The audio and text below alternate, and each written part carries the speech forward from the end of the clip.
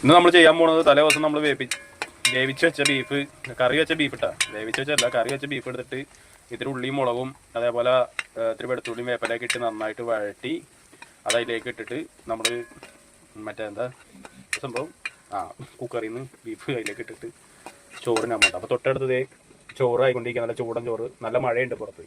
അപ്പോൾ മഴ എന്ന് പറഞ്ഞപ്പോൾ നല്ല സൂപ്പർ മഴയുണ്ടാ.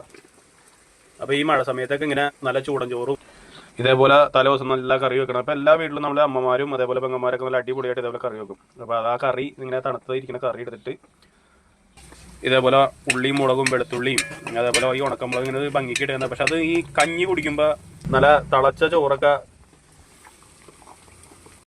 കഞ്ഞിയുടെ കൂടെ അത് കഴിക്കാൻ കടിച്ച് തിന്നാനൊക്കെ നല്ല രസമായിരിക്കും കേട്ടോ. ബീഫ് നമ്മൾ അതിലേക്ക് ഇടാൻ പോകണം.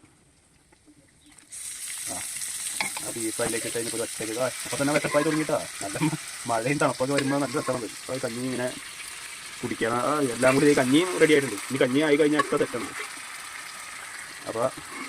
അപ്പോൾ നമ്മുടെ ഇത് ഇറച്ചിക്കറി സൂപ്പറായിട്ടുണ്ട്.